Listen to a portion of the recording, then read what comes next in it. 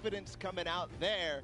So we're going to continue on and welcome. They're on the floor right now. They're serving it up. It's time for the trick shotters of the Little Whip Warriors, led by team captain Ninja. And they competed on a trick shot map, one of the most unique out of all of them. And they're whipping it up, Zeke. That's right, man. You've got team members Taco, FaZe Kaz, and Taldex 723. These guys are insane. Now, Ninja, I mean, everyone knows who Ninja is. Taco, he's from the USA. He used to play on console but switched to PC back in Season 4. You've got Kaz. He's also from the USA, and he started playing Fortnite just 2 days after Battle Royale was released. And then Taldex, he's just looking forward to playing games with his teammates. You know, he's looking forward to being here on the stage. Look at how excited they all look. Yeah, absolutely. Kaz had some words ahead, as everybody else did, so let's listen.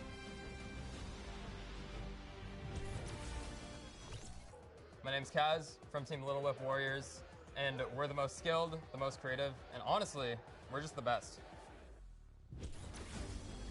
Well, there you go. Again, just, you know, when you're ready and you're skilled, you just kind of just, hey, it's fine, we'll be here, no problem. Next up, though, we've got the Ravens Revenge. This team is led by Gotaga. I mean, obviously, you guys know this man is the French monster. Teammates Magma, Artier, and Chappie. Gotaga, who made the map, we talked about it. He actually has played in a number of different things, and we just saw Ninja. He actually once lost 19,000 in a rock, paper, scissors game against Ninja. That is an unbelievable sum of money. I mean, sometimes these things happen. It's during a charity stream, so, you know. Yeah, it's all for charity. That's what this is all about at the end of the day. A little fun fact as well, Gotaga's, his trick and creative map was actually called Elixir City. We kind of talked about that a little bit before the pre-show. We're like, that is a dope name. But, you know, we've been hearing from the players. Next up, we're going to take a listen into Magma and hear what he has to say about being here today. I'm Magma, and my team Ravens Revenge is going to do really good in the World Cup, and we're going to smash the rest of the competition because we have the Battle Royale skills, building, death run, we have it all. Awesome. We're going to continue forward because we still have a couple more teams. The Llama Record Company is next, and this has some familiar names for the Fortnite scene. Led by Hand of Blood from Germany, they competed on a 4-minute apocalyptic map where they had to survive, so not really a surprise to see Svenos, Carnifex, and Alex JJ there because there are veterans of the Battle Royale format. That's right, and these guys have been competing, you know, since Summer Skirmish and beyond. These guys are amazing. Svenos has amazing shoe collection. You've got Alex JJ from the UK. He also actually played back in the Summer Skirmish, which was pretty cool. Carnifex out from Italy. And the favorite thing about creative mode is that you can pretty much build completely new custom game modes. You like to see it, man. That's ridiculous and funny you mentioned that about shoes from Svenos, because when I met him in Poland, he actually was wearing these gold shoes, so we'll see it maybe if he can pick up something gold later. But again, no surprise that this team qualified in the survival map. We're going to see if they were spinning any plans up ahead of the game. Let's find out. Hi, this is Svenos. I play for DJ Llamas. We're going to win this one because we have 3 pros on our team and a German that is very intense and aggressive for Spandau. And of course, if you watched during the Summer Block Party, you know Sundown had the tongue twister of a name, and they gave it to me this time. The Sunshine Soldiers. Didn't mess it up. Let's go, baby. Perfect. That's how we do things here. You've got dual team leaders, by the way. That's Danyan and Ashen from Brazil and Mexico, respectively. Their teammates are ForTurtle and Stuart. Quad 0. 0, 0, 0, 0. Stuart, maybe. This team competed on a speed run. They had to clear 100 checkpoints as fast as possible, and the top 2 joined them. That was ForTurtle and Stuart, like you said. So very experienced in these type of speed runs, elimination runs, the obstacle courses that you have to get through, the Sunshine Soldiers. Yeah, for sure. And Turtle specifically, man, he's just so amped to be here on the stage, meeting, you know, his peers and, of course, some of the players that are all competing across the world. And we actually had a chance to catch up with them. Hi, I'm ForTurtle, and the Sunshine Soldiers are going to win because we have 2 captains, so it's twice as good. Twice as good. Twice as good. We got one more team to join us on the floor. It's my personal favorite team moniker. It's the Loxland's Cuddle Crew, and he's joined by 3 players, MSYB, Clyde Tax, and Sandy from Slovenia. Lockie's Landing was one of the second maps introduced, the Creative Trials, and it was a beautiful map. Yeah, man. Lockland, had Lockie's Landing up for grabs and up for the test of all the players. You can see they've got the matching team jerseys. this ragtag crew is going to be bringing the heat, and players need to look out. Now, of course, everyone at this point probably knows who Lachlan is. I'm sorry, from Lockie's Landing. You've got MSYB, Clytex, and Sandy. And again, just a completely diverse crew. Lachlan from Australia, MSYB from USA, Clytex from Germany, and Sandy out from Slovenia. Now, of course, as you know, we've been listening to the players. Clytex had a few words to say. I'm Clytex from Team Cuddle Crew, and we have the best team synergy. Even though our name is cute, we are gonna destroy them and win this competition. Man, these teams are insane! And of course, Creative is always a pleasure to watch. I think we're going to surprise a lot of these players and you guys at home and here in the stadium with what you're going to be seeing. It's going to be a really, really great weekend, and today is going to be amazing. Well, it's like the team captain surprised us with their beautiful maps. I'm excited to see all of them, how they contribute to the game. Lachlan, of course, he did have an opportunity to play at the Creative Showdown in June, so we'll see what he brings to the table, what kind of experience he brings to the table in being involved in that first competitive event in Creative. Yeah, for sure. And of course, for you guys all at home that couldn't make it, we miss you, we love you, but of course, we want to give you guys an outlet to be able to watch the way that you want to. So please, for your viewing experience with real-time stats and different points of view in-game, head to Fortnite.com/watch and choose from this channel a dedicated map channel and 10 rotation options covering a selection of diverse players. We want you to be able to watch the way that you want to watch. Now, of course, Bala, I'm so amped to be here. I could not be more excited. The fact that I'm actually standing still It's impressive. is, I think, a surprise to every single person. And of course, here's just a few more ways that you guys could watch everything. You've got the first place, the second place feeds there, all 10 feeds for your viewing pleasure. If you want to see someone specifically, tune in to them, see what they're doing, how they're kind of navigating the maps, you can do that. That's absolutely amazing to be able Crazy. to watch from any POV. And just like you said, Zeke, I cannot believe you're still. I've been in the back room getting ready, and you've been jumping up and down. So that means it's creative time, man. I cannot wait to get to these games, to get inside to the Arthur Ashe Stadium, Zeke. Again, I'm surprised we're standing still. I mean, if you guys aren't feeling the hype right now, you need to open your eyes because this is it. 10 weeks of qualifiers, 8 weeks of creative qualifiers had led us to this very weekend. The Fortnite World Cup Finals in New York City. We're going to walk away with world champions. Yeah. I'm so excited. I could not be happier right now. And not only that, we are outside at the Fan Festival having a blast. Everybody's doing all sorts of fun activities. All the people are getting inside, starting to get ready for the show, get in the bleachers, start watching some creative action, and then later, of course, the Pro-Am. It's a blast. Make sure you're coming down here and joining us. Yeah, for sure, man.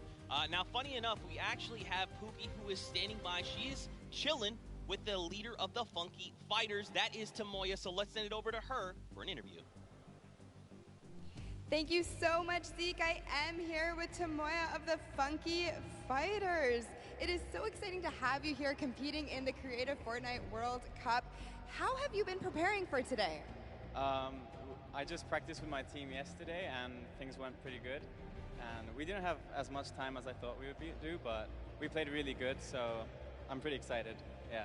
That's awesome. Team synergy is definitely important. Now, do you know any of the other competitors that are going to be here today that you'll be facing? Do you have your eye on anybody? The Death Run map, I think, is going to be the most competitive. So, yeah, I'm excited to do the Death Run map, yeah. So, I mean, Scissors is very well known for his death runs. Do you think you'll have any competition with him? Yeah, I think it's going to be really hard beating him, but my map was also a death run, so I think my teammates have a good chance. Well, I wish you the best of luck. Thank you so much for taking the time to speak with me. Zeke and Bala, back to you guys. Oh man, the hype is building. Now guys, the show is getting ready to start, but there it is. You've got the 32 players, 19 countries represented across 8 different teams. The Fortnite World Cup Creative Finals are about to begin. You ready? I am ready, Zeke. I'm ready to run inside, so without further ado, let's send it inside to kick things off.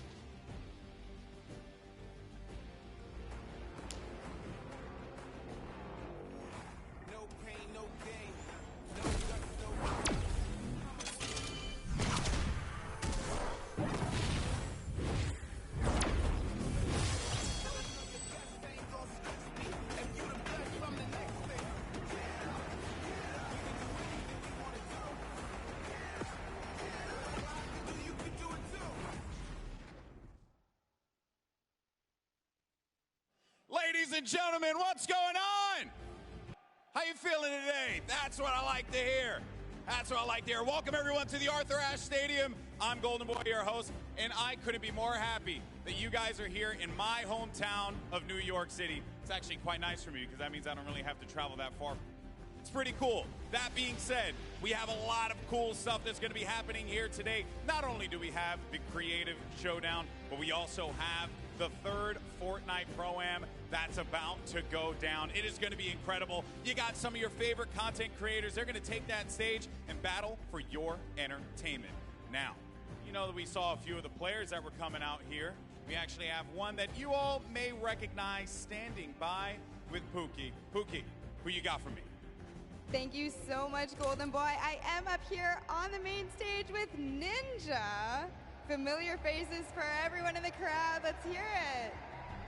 How excited are you to be here today at the World Cup Creative Mode? This is something different for you, I'm sure. Yeah, I haven't really done too much creative, but I've been playing a lot with these guys, obviously, the last 48 hours. And no, I'm really excited. I think we got a really good chance, and we're going to have a lot of fun.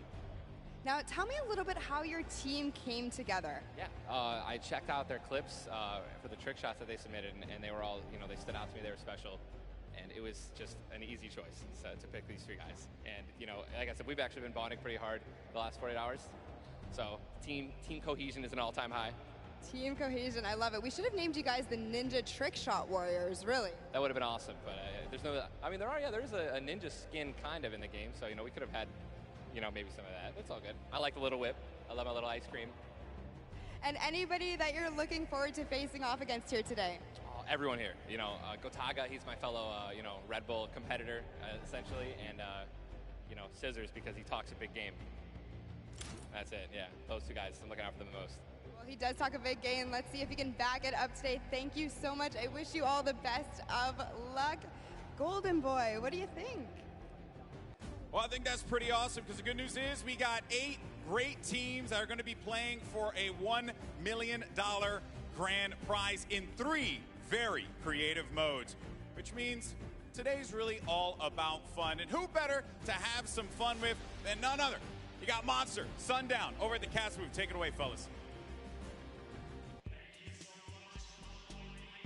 And boys and girls, Jonesies, Bonesies, and everyone in between, welcome to the Fortnite World Cup Creative Finals. I'm one of your casters, Sundown, joined here by Monster. Monster, how you doing today, man? Doing great. This is the moment we've all been waiting for. 10 weeks of qualifiers, and it's all coming to life.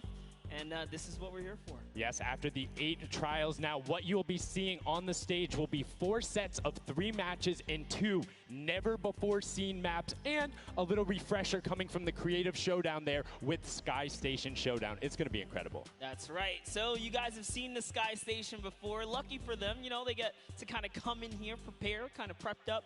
But there is so much more that is going to happen that hasn't been unveiled today. Oh, and I mean, seeing the adaptation across these sets is going to be incredible, and they're going to get a chance to revisit them at the end with a little remix, but we'll get into that here in a second. Let's check out the overall scoring and how these guys are going to be competing and how they will win. So, as we said, that first set is Sky Station Showdown. Junkyard Juke will be the second one. Set 3 will be a never-before-seen World 1, and then set 4 will be the Golden Games. Now, the Golden Games will comprise of a singular match from each one of the other 3 with, as I said, a nice little remix on it. And the Golden Games is worth a golden llama, while all of the other sets are worth a singular silver llama. How do those llamas add up, Monster? Yeah, you want to accumulate the most llamas throughout each set. We're treating each set its own individual thing with a couple games in between. So they're going to get a couple runs at it, and you just want to do the best in every set.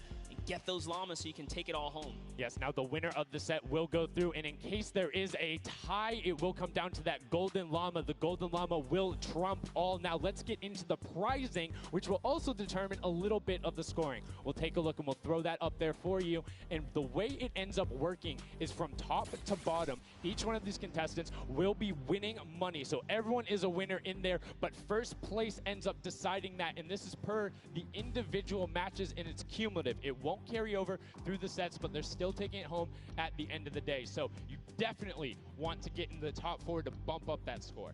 Yeah, that's right, and that is every game. Per match, we have a big winner. Of course, it's going to be divvied out between everyone competing, but come on, with the amount of games that's going on today, this is incredible. Yes, that is across 12 of matches total, so tons of chances to win prizes from all of these guys. Let's take a look at the roster and all of the teams who will be competing and give you guys a quick little overview. You can see Chicken Champions led by El Rubius, Sunshine Soldiers, got that one right too, Zeke, with Danyan and Achin representing as the captains, Funky Fighters with Tomoya, Kadoku represented by Lachlan. But we got to give some love to the Ravens Revenge. You can see them up there, Little Whip Warriors. We already kind of touched base with Ninja. Llama Record, which you talked about a lot coming up into here, and of course the Fish Fam, who's going to be led by Scissors. And these are some of the creative kings. They've been able to go through, run, qualify. A lot of them have had the world run, or not world run experience, excuse me, but in those death runs where they were doing the qualifications,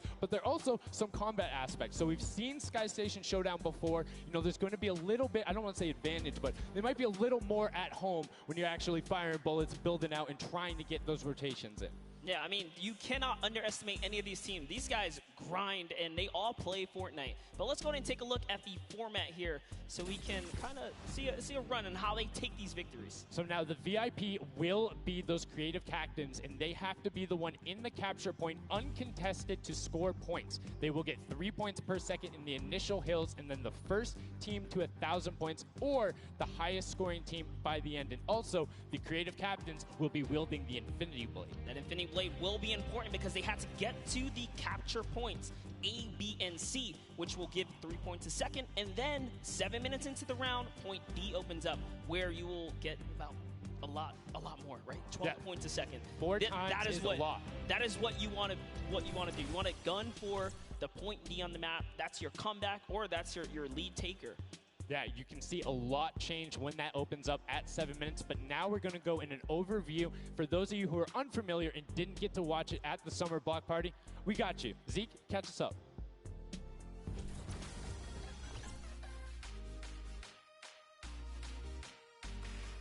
This map is a collaboration between Team Evolve and Epic. Now let's break down how it all works. For this very special event, we are bringing you an exciting King of the Hill style game built in creative by Team Evolve. 8 teams of 4 players will start at their home base on the edge of this massive flying city. Together they will push 3 capture circles, racking up points by holding them down for their team. As each team heads toward the capture points, they'll need to protect their team's VIP, who plays a key role in this game mode. If they get eliminated, they'll respawn at the team's home base. The VIP is the only player who can earn points for your team while in the capture circle, earning 3 points per second. They are also the only ones who can wield the Infinity Blade, which deals massive melee damage and enables the wielder to jump incredible distances.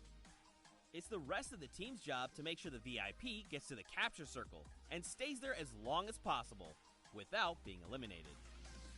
With 3 capture circles across the map, teams have to strategize to figure out which point they'll be able to hold. Pay attention to your surroundings, because if lots of teams are fighting for the same point, there could be an open circle elsewhere. Hold up. Did I say 3 capture circles? Actually, there's a 4th one. Partway through the match, the 4th capture circle in the center of the map will open up and will award 4 times more points per second than the others. But with high reward comes high risk. After each match, teams will be ranked based on how long they held the capture circles and earn overall points based on their rank in that game. Those points will be added to an overall leaderboard, and at the end of 6 matches, the team with the most points wins. Let the showdown begin. Love seeing that and getting a quick rundown on how the teams can go about playing. Now, Monster, I have to ask you, knowing the rules now, seeing the map, seeing the teams, who is your team to watch out for? You know, early on, I thought the Little Whip Warriors and the Fish Fam were going to do good, but hearing from the Ravens Revenge, Gotaga now, I'm just shifting towards Ravens Revenge here. they've swayed me. Their entrance has really swayed me. They definitely had a lot of confidence down there in Gotaga. It can be very competitive at a drop of a hat. My team to watch, the Llama Record Co., Hand of Blood, Svenos, Alex JJ Carnifex. You heard him talk about it. 3 competitive veterans and a very aggressive German. That's a combination that I want to see on Sky Station Showdown. Now, we've done a whole bunch of talking, but I know why you guys are here. You know why we're here. It's time to play some Fortnite. The Fortnite World Cup Creative Finals starts right now. And this is it. We are loading in. Everyone's hopping now, and they are actually familiar with this map. So we're gonna see the strategies off the bat here. Let's see who can take away and break away with that early lead you saw there. Nice wide shot of all of our captains here. And here it is. Little Whip Warriors in the lead off the bat. Already you can see trades coming out now. A fun fact, the Infinity Blade wielder gets a bonus 100 health and shield, so he's sitting at the 200 mark. On top of that, Siphon is on. If you get an elimination, you get that 50 effective HP back over. That makes the Infinity Blade very hard to take down. They also get those big crescent move jumps to slam down. And as you can see going on the right-hand side of your screen, it is Creative Chaos all over the place, but now taking in with the Little Whip Warriors as they're able to clean it out, and Ninja's trying to rotate up top. Yeah, I'm sorry to break it to you, but the Llama Record was completely pushed off of their point. And now we have Ninja who's going in with the Infinity Blade. What a player to wield this one right here. Oh, he's getting pushed back. Notice how he doesn't even want to get eliminated. He wants to do as much damage as possible. But is that effective? I think you just kind of reset and you go, or you get up there and you start swinging. The 75 damage hit will be able to take it down, and the Llama Record Company establishes himself right back up. Now, what's going to be interesting to me is how the players utilize their building. You start with 50 wood, and then if you get an elimination, you get 25 wood directly into your inventory. So if you're able to kind of eliminate out and put pressure down, you can get some ridiculous builds, as we're already seeing on top of the Blue Hill. Yeah, this is actually a neck-and-neck race right here in the early game so far. Fish Fam, Chicken Champions, and Raven's Revenge are all trading spots at the moment. And Sunshine Soldiers comes right on in to wipe that up and get them out of there. And nice job for Stewart. And look at the Cuddle Crew across the way, just now getting their first points because they've been contested the entire time, whereas Llama Record Company has only had one team coming up towards them. Another thing to note, let's talk about the loadouts here, Monster. What are they rocking? They're rocking everything that you can get in the game, from blue tactical AR up to that hunting rifle. So you have the long range, you have the close range, you have the AR. You kind of just pick and choose your battle, what you want to use. And the one thing you're missing that the Infinity Blade wielder does not have will be 9 impulse grenades. So everyone has a bunch of mobility to be able to get up there. But you see right there, Scissors able to cut down a bunch and get a decent amount of timing. Let's take a look at the score. Little Whip Warriors climbing up, but it is only a 5-second uncontested lead, and they're building on it. Right now, not a lot of points have been scored, which means when that hill opens up at 7 minutes, it's going to be that much more important. Yeah, this is going way better than I expected. There is no one dominant team so far, but the Little Whip Warriors are doing so great right now. There goes Ninja, and he does get traded out. Raven's Revenge kind of takes it back over. Will Gotaga squad manage to hold it down for long enough to get their, points in? Don't forget, he has to clear out the point. If there's someone on it, you're not going to get anything. Right, and as soon as you're up there, teammates are not building for you, you're exposed for the entire map. Everyone else is able to see you. You can see El Rubius going in, but the double pack plus the Infinity Blade wielder of Hand of Blood. This Llama Record Company team is looking to go platinum with a great defense of their point. There it is, very nice. Finally starting to earn some points, trying to break that, triple digit. Hand of Blood, little fun fact right there. His dog Falco is Germany's second biggest dog influencer on Instagram. That's impressive, but I wonder who the first biggest is now. That's like, is there a statistic for that? Like, do you go down the line? But one thing I do want to note for Hand of Blood, look at the eliminations coming out of the Infinity Blade. Already sitting on 7 and being aggressive. And the more he gets that siphon going, the better he's going to be. But the Chicken Champions come out on top there. No tender defenders are going left. Able to hold the top, and now crawling their way back up there. They're only about, 10 seconds or so behind the Funky Fighters? Dude, wait a second. Where did the Funky Fighters come from? Suddenly they're at the top here, and the Little Whip Warriors have not managed to earn any points. Sunshine Soldiers looking to kind of ruin that festival up top, but it's Tomoya. We touched with him with Pookie early on. He said, you know what, he chose his players, specifically because they're great at depth runs, but it looks like they battle it out too. They're doing a very good job of making sure they go at the same time. You can see Tomoya here being patient, doing everything he can to try and find an outlet, but he doesn't want to commit before his teammates are there. He's waiting for Kuzu. There they are. Kuzu coming up with him as well. The fight is on, but we switch back over to Scissors just chopping it down, but the Fish Fam is a sushi there as the retake happens. That is actually crazy. Watch him kind of wait there, prepare the ambush. His team comes up and they collapse on the point, and bye-bye Fish Fam. And notice they had enough mats to completely encircle the top, but the Infinity Blade will be able to come right out. So instead, Tomoya jumps straight up to just stall out a couple every seconds, because every second matters. As you see, Kuzu also on 8 elims right now. The Sword players putting in work. We have a bit of a tie up top. Funky Fighters and Fish Fam. Llama Records so close as well. This is a close one for the run in the top 5 so far. And I like seeing the Funky Fighters using impulses out of spawn. You get 9 of them, so it's great to throw them off to knock other people off the point, but use 3 to get a little faster. These guys are all very experienced in terms of navigating basically every part of creative and battle royale, so they can use those little quick impulses to get themselves more efficient. As you see Zan go down, Suzu go down, Scissors go down right there as Lachlan is just cutting them apart. But Tomoya, again, the Funky Fighters come out on top with the Infinity Blades at least, so no points going over right now to the Cuddle Crew. Oh no, the Cuddle Crew does not have the Infinity Blade wielder here, so Clitex has to kind of hold it down for now and wait until the leader, the team captain, can get up to the top. If Lachlan gets there in time, he might be able to, but nope, they kind of lose their point of interest, unfortunately. And now Gotaga goes up and goes straight back down, not able to catch himself on the edge, so Raven's Revenge gonna have to wait a little bit before they get points, but have full control, and Gotaga unfortunately breaks some of his teammates' build there with the Infinity Blade. Yeah, you see Chappie. Chappie's from, you know, the USA. His favorite aspect of creative mode is actually 1v1 build fights, so this is why they're doing pretty good right now. And they kind of close it up. Looks like the Cuddle Crew has come back, but the Fish Fam is here to ruin that entire party. Can they shut it down? And Scissors survives just for a bit more. And again, you see every single time the Funky Fighters go up, it is never a solo person.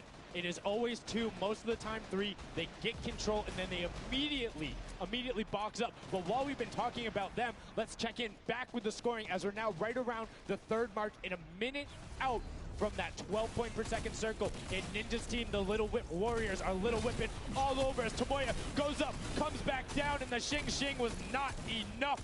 Cuddle Crew takes him down. I actually love that strat. You don't see anyone else really utilizing the dive straight up into the air to kind of disengage off the pressure. Ninja's doing a great job chopping up here. He's already at 8 elims. That, never mind, make that 9. That was Gotaga who went down right there.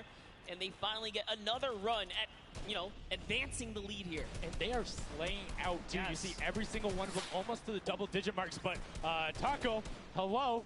That was your head. Yeah, you got to be careful because, hey, if all you're doing is sitting there rifling, that's fine. Somebody's going to take a hunting rifle and make you pay. Lachlan goes up. MSYB is just behind him, and Lachlan is able to take that one over. Kaz is trying to do everything he can, and he does get Lachlan, so good delay coming out from there, but opening up about a 20-second lead. But here we go. 3, 2, 1. Middle point is open. That's 12 point per second, and right off of the bat, we see Cuddle Crew heading towards it. Impulse is going out, and a swing and a miss there with the Superman jump from Ninja. Not quite going to get it as Rubius and Hammer in the circle right away. Rubius under fire, but Ninja under fire. Who will take it? Rubius has the better sword on the day, and then immediately taken out. This is chaos. Whoever's the last one here is probably going to be the most successful. But remember, you need your sword wielder. Your captain has to be there. If Lachlan isn't there, it's not even worth fighting for. So Claytex doesn't care. He's trying to pick up that Elim counter. And he's on it. He's playing some good defense there. Down goes Hand of Blood. No points for the Llama record anymore. They actually use that. Just a couple seconds put them all the way back up to 2nd place. And 2 of the Cuddle Crew right now have combined for 31 eliminations, but they're not converting it into points. They're currently sitting at the bottom, 189. Little Whip Warriors do still have a lead, but it's already been cut down. And just as I said, with the middle hill, Funky Fighters almost taken away. There it goes right on over. And you see any amount of time in that middle hill is so efficient. I'm actually loving that little strat right there. They hold a point, then aim out to where these players spawn in and kind of move in from, just kind of pressure them back. Yeah, so that's when you need somebody with a hunting rifle to start taking shots and saying, hey, pick on somebody else. If you look this way, you're going to have to respawn, because if you can get tags, great, but if you don't convert them and into anything, it's not worth it, as I just kind of stuttered, because Carnifex is sitting on 23 eliminations, Hand of Blood on 14 right there. That's why the Llama Record Company is ahead right now. Yes, and they were using that 4x bonus on Capture Point D, which is right in the middle. It only appears after the 7-minute mark. So now that we only have 5 left in the game, it's up to whoever can hit that 1,000 first or the timer runs out. But at this pace, I think the Fish Fam, the Funky Fighters, or the Llama Records are probably going to take it here. Yeah, the Sunshine Soldiers are also racking up points quickly. What's interesting to see is the Fish Fam are pretty much now uncontested, as everyone has tunneled in on that center hill. But once you get later into the game, when you need to kind of go up a little bit more, consistent points end up winning out, because everyone will turn their attention to the 12 points per second. You'll have impulses going down there, random hunting rifle shots, builds 24/7, because they see that tick happening. And look, as I say, all the sword players are down there, 2 of them going off, the tac shotguns being thrown up, walls everywhere, but it doesn't matter. Points aren't being scored right now. Yeah, they're trying so hard to get all the bonus points that the Fish Fam is just like stealing away the lead right now. But also, remember, if their teammates pick up elims, you get matched straight to your point, into your inventory. So they're able to fortify up there. That's why they're just slowly growing. And you can actually fortify to prevent the impulses from going in, or make kind of a wall to toss it in. As you see, Hand of Blood picking up his 16th elim, but hey, Scissors is chilling. Yeah, Pumpernickel it up, man. Pumpernickel it up. Yeah, let him know. Let him know. There we go. He's saying, hey, you guys, we'll stick to our strategy. Let's see if somebody goes to contest it. There it is right away. They go up, but all 4 of them. You don't want to run into this. They're ready and waiting. They know they have the lead right now. Oh, he's holding a trophy. Look at, he's looking around, he's telling him to let him know, man, and that's what it's all about. They've opened up a 100-plus point lead, but no contention, because everyone is tunneling on the bottom. Uh-oh. And I like this now. Now they're turning their attention outwards. Other teams kind of realize, wait a second, they're just up there scoring. Like, what can you do in this instance? They see the other scores. That leaderboard is running for them. What they have to do, if you're the Llama Record Company, you hold the middle and lock it down for that time. And then the second you get the lead, start running at the Fish Fam. Don't let them come anywhere near any point. Nobody else is going to catch you unless they get the middle. Everyone's attention is there right now. And the Llama Record Company now has the 100-point lead back in the span of just 10 seconds. It let their guard down one time, and suddenly Llama Record takes the lead, as if Fish Fam wasn't just farming all those points. Nope, Fish Fam no longer have a free point. It is up to everyone to stop the Llama Record Company here, because Hand of Blood has 17 elims, and he's going for the middle now. He's got his team ready. Let's see what's he going to do. Hits the vent, goes right in, nice and sneaky. Oh, he's still waiting. Look at the big brain plays. Comes out the collateral right there, and it's all his. The center point is his to earn points now, Sundown. It's so close. It's just a few more Gotta ticks. That would be it. One more goes over, and that's it. Llama Record Co. takes the first match. Hand of Blood, Spenos, Alex JJ, and Carnifex are your match 1, set 1 winners right there. Incredibly impressive coming out. Well-executed gameplay. And they say, Scissors, you can hold that L instead of the trophy. Don't celebrate too early. It's the World Cup Creative Finals. Every game is worth so much money as well, so much prize. So to take a victory off the bat, you have to be feeling great. And that was your fan fave to pick. I mean, they had everything going in. They're incredibly confident, but they had to make sure they were able to get it. You can see the last few moments, they'd already boxed themselves up after clearing out the Funky Fighters, who were the only other contestants. The Funky Fighters actually also passed the Fish Fam in the last moment, which is huge in terms of not only the prizing, but what will end up being potentially a llama in the end. That's right. That is right. Loving this replay right there. The let's goes, the energy is real. You can clearly see the excitement. That was a great game to watch. It's fantastic. Honestly, I love Sky Station Showdown so much because I think there's a level of depth there, right? Everything is wood, so you're able to like kind of hit through it, and the Infinity Blade cuts through all of it right away, but the Infinity Blade wielder doesn't have the ability to build, needs the support from his teammates. So you saw the people who were roaming in packs of 3 and 4, incredibly successful. Yeah, it was kind of unfortunate. The Cutter Crew was like slaying legit so many elims, but not a lot of points, and that's because play that split game, it's not going to work out. You have to convert it into control, It is a control the point game mode, and if you're not doing that, the other players are going to be doing that, as you saw right there. And what was unfortunate then for the Fish fam is they got contested twice in a row right after and just couldn't get reestablished. They couldn't group together in those long spawn lines like you were talking about. I mean, they could be painful. Yeah, you know, I was rooting for Raven's Revenge, man. I might have to jump on the Llama Record Company bandwagon. Bandwagoning? Really? One match? Just one, dude. One match? That way. was quick. All right, well, he jumps on the bandwagon. We're going to jump on over to Pookie, who has an interview for us. Thank you so much, guys. I am here down on the arena floor with our champions here. We have the Llama Record Company. Now, have any of you ever played this? Let's go to you first. Yeah, we had a few training sessions yesterday and we were totally dominating the game mode. So, I mean, we are by far the best team here. And right now, we feel very confident, yeah. Well, you certainly played, like, you came a little bit from behind there. So your strategy was kind of like to get those points that are slower accruing at the very beginning and then kind of go into the middle and kind of start dominating near the end. Who made that call? I mean, that was pretty much me, yeah. Like, we know that at 7 minutes, like, the middle just opens up and you get like 12 points a second instead of 3. So, yeah, we decided to work on that. We weren't that good at first, but we got a strat going. So, yeah, it went pretty good. Speaking of strategy, are you going to carry that into the later games? Are you going to change it up? We're just going to do the same thing. Hopefully no one follows us. I mean, now all of your competitors have heard you say that, so we might have to discuss strategy a little bit when the microphone gets turned off. Now, finally, for you over here, how does it feel being here, playing in front of this massive audience? It feels amazing, like it's just a dream coming true. Thank you. And for you over here, you've traveled all of this way to just be here, be at the World Cup. Is it surreal? How do you feel about it? It's an experience. It's really nice. Yeah, and we love Spandau. Yeah. All right, well, we'll talk about that. You guys got to educate me on that. Not sure what that is. Thank you guys so much. Congratulations on taking the first game. Casters, back up to you. Thank you so much, Llama Record Co., Hand of Blood, Spenos, Alex, JJ, and Carnifex taking the very first match of the Creative Finals, the first match on this stage. I mean, it was an impressive format. They clearly had a strategy they wanted to execute on. It took them a little bit to get there, but over the course of the game, they were consistently accruing points. Yeah, I should have known last night they were going to do good. Saw them on the hotel lobby. They were hanging out, literally as a crew. One of the only creative teams that I saw sticking together like a squad. Should have put my money on it.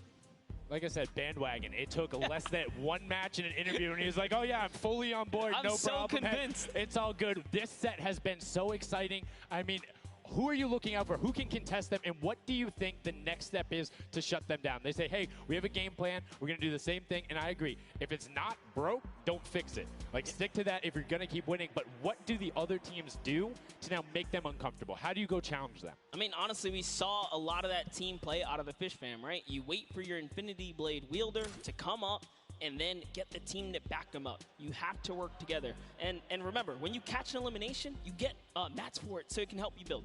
Yes, mats and the health back, but the first match is done. The second match is kicking off right now, and we will have a pretty good idea of where we're going. I'm excited to see if they can repeat, and now the second match is underway, and right away you can see some players sprinting out, some opting to take some hunting rifle shots as Lachlan grabs that Infinity Blade and goes straight up. And you can see you can actually make it to the top if you hit the vent, jump, and then jump again.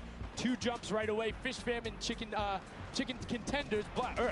God, awful. Chicken champions. Apologies. Tenders, chicken what? You trying to eat some Tender defenders, Let's chicken go. tenders. I know, my fault. All right, here we are. So this time around, the Sunshine Soldiers actually managed to get some points off the bat. Very good for them, but Little Whip Warriors, same thing we saw before, kind of take, you know, a little bit of the first big step here.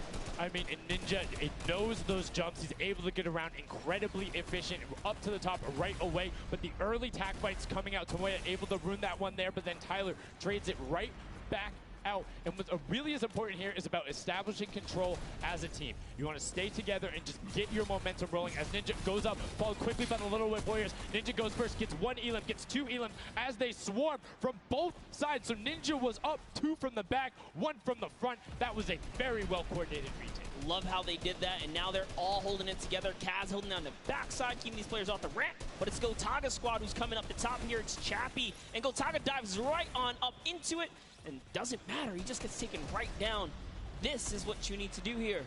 6 eliminations already coming out from them. Taldock with 1, Kaz on 4, and then 2 for Ninja with the Infinity Blade, as Taldock is immediately spraying down shots, making it just a little bit more difficult. But boom, there come the hunting rifle shots, and Taldock is taking shots as well. Out of builds and needs to back up and use his team there, and Gotaga goes straight up. Oh, they need some builds for their backside because they are getting sniped straight out of that spawn point there. It's Raven's Revenge, who they're just kind of gatekeeping at the moment, right? Look at Chappie's like, dude, I can't even go up right now because the team is up there. It was a good challenge, and he did some damage, but Ninja was all over it. Now already up to 4 Elims, opening up a 60-point lead, but have to keep an eye on the other parts of the map as the Chicken Champions are doing their best to hold the top but get pushed out. Kaz finally gets taken down, but 5 Elims on his first life there as Ninja challenges Magma. Will he be able to clean that one up? Yes, and he does. But Chappie's on the other side. Slam goes down right away, but now we're over on board with your match 1 winners, the Llama Record Co. And they're already slaying out as well. 12 Elims for them, but 0 on Hand of Blood, which is actually efficient. Assuming he doesn't need the health, will have the sword regen going through, but he can't use the builds, right? So Yeah, other people need them. He can't build. He also can't get hit right now, so he needs to be careful because he is 1 shot away from getting taken out here. But someone dives right on up. He has to put that pressure down, and it's the Chicken Champion to make a quick end of him. And it's their turn to start accruing points, but no. Chicken Champion leader goes down there. Good attempted defense from Carnifex. Was able to trade out 1, but now we have 2 swords up top. Gotaga and Lachlan just trying to beat each other up, and Gotaga comes out the winner of that one. Other Cuddle Crew team does pick it up there. Just remember, it's 3 points when you're standing in the circle. Uncontested, it has to be the VIP in there. When we hit 7 minutes, there is the 4th circle that is 12 points per second. Yeah, this is definitely very intense for Tomaya here, who again has no health. The Funky Fighters are trying to get that dominant lead they had in that game 1. Can they get it? Ooh, he knows he's on camera there, gives a little bit of a taunt. And uh-oh, is he gonna challenge? No, stays back, says, you know what, points are more important right now. He's just focusing in on the points here.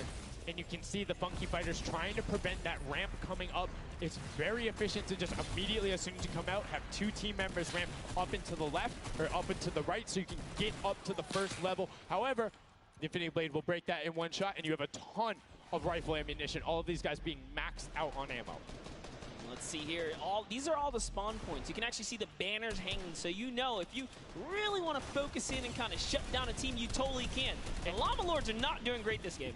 No, and this was the double jump I talked about. Ninja goes straight up. That's the first Elim. He's going to be able to point his camera, go up, and challenge as soon as the team decides, but instead, going to save that jump to be more impactful. Raven's Revenge trying to get pushed out right here. Gotaga and crew doing everything they can, but Taldock is going up the back. Chappie gets taken down for Ninja's 8th Elim, and he jukes him out, going straight back up top. Gotaga, does he have the health to take it? First swing comes through, and Ninja goes down. Yeah, he just needed another Elim to put him back in the game. You got to get that siphon bonus.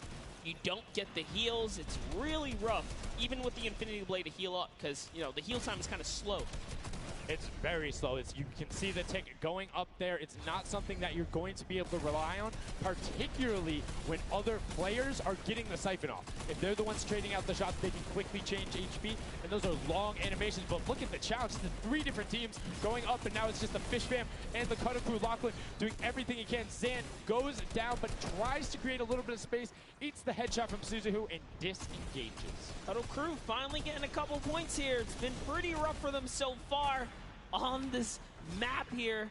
Can see this struggle just a bit. The story has definitely been Ninja's supreme dominance so far. He's doing pretty good right here. And even with no health, says, you know what, I'm not going to give away 3 points. Might as well go for it. He was so close. Yeah, you can see him calling out the whites there on the sword, knowing they only need a couple more shots to get it as we switch back on over to the Cuddle Crew, who've established themselves there, but are still struggling to kind of get the points. The first time we're really seeing them all together, but Clydetex immediately gets ripped from the spawn. Yeah, Lachlan's team needs to represent. And there they are. They're finally starting to score it up. He's got a couple of eliminations. You can see X-Sandy here. 16 Elim, so definitely has some Slayers there. Yo, they need to figure out their game plan because they're getting Elims and putting things together. They have solid numbers. They're just not getting the right hill time. Maybe it's go somewhere else. You don't always have to go to the point that's directly in front of you. Go contest someone, or maybe just go mess with somebody at their spawn. Delay them so they don't rotate towards you. Like a number of times, as you said before, you can see where people are spawning. If you want to go deny a team, you can send somebody to deny them. Just know that player is coming back over and over and over with likely more resources than you.